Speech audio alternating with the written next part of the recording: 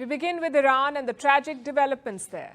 A helicopter crash that resulted in the death of their president and foreign minister. The chopper went missing yesterday. Today, the worst was confirmed. Tehran has declared 5 days of mourning, but it also insists that there won't be a disruption, that the government will continue operating. It will be a big test for the hardliners who rule the country. They must find a successor, and they must do so quickly, someone who can steer Iran through one of the most volatile periods in West Asia. Tonight, as we recount the events of the last 24 hours, we'll also look at the road ahead. And we begin with some images, the last moments of President Ebrahim Raisi. بازدید رئیس جمهور از راهگذر ترانزیتی شمال غرب کشور مسیری مواصلاتی به هم متصل می‌کند. در مرز کلاله و بعد از اون به موازات مرز سدی که تهران و باکو آن را نما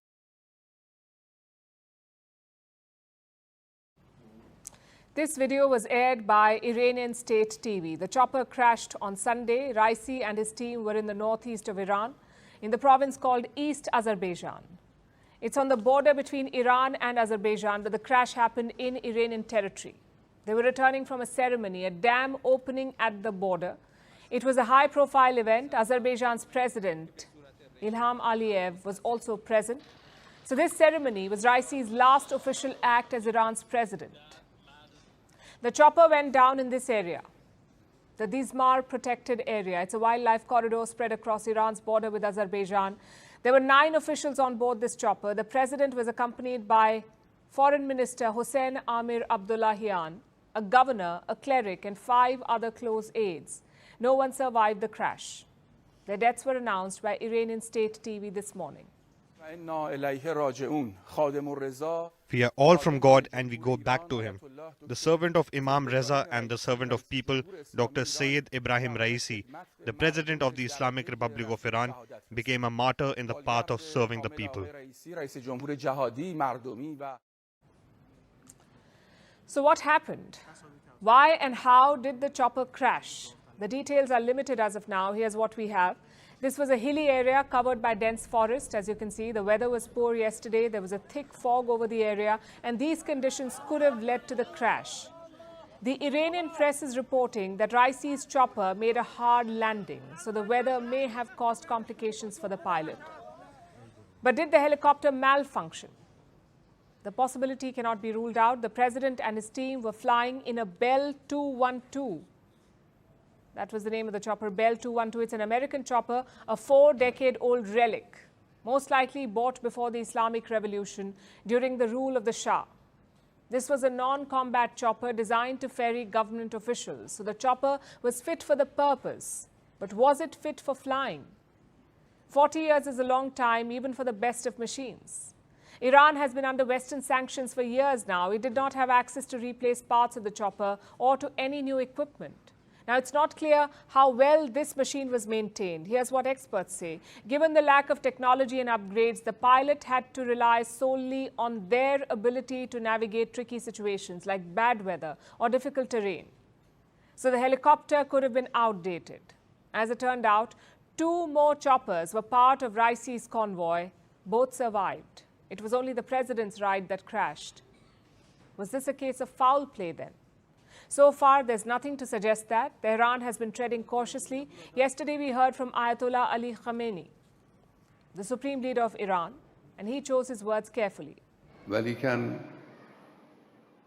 Whether you are present here or those who will hear my message later, be sure that there will be no disruption in the work of the country.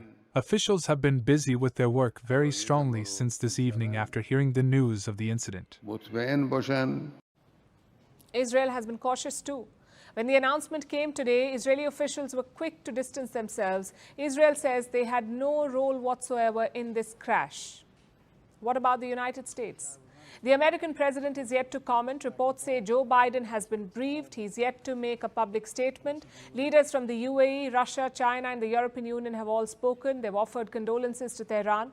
India's Prime Minister Narendra Modi also issued a statement. He was, in fact, among the first leaders to offer condolences. And what about the people of Iran? How have they reacted to President Raisi's death? Well, the reactions have been mixed. Inside Iran, in some pockets, people took to the streets to mourn their president's death. Some crowds were seen in neighboring Iraq too.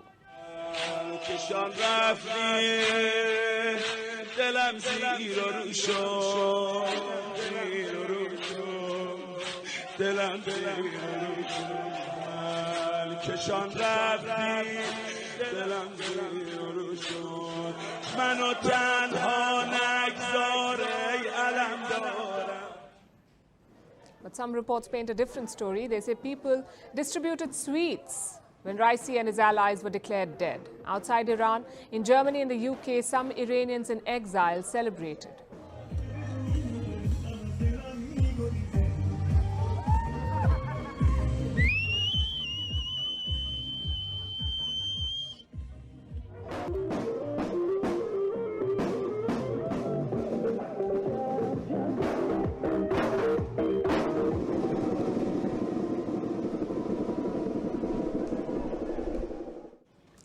In the days ahead, the world will be closely watching Iran. Mohammad Mokhber, Iran's current vice president, has taken charge for now. This is a temporary appointment. If a serving president passes in office, Iran's constitution mandates a fresh election. Some observers fear that this tragedy could spark a power struggle. I mean, I think a lot of people might celebrate or might be happy, but also a lot of people, I think, naturally would be very worried. We all expected a ferocious struggle for power to begin after Khamenei dies. It might have already begun with this incident. There are no obvious successors in sight yet. How the hardliners navigate the situation could determine the future of the regime and that of the country.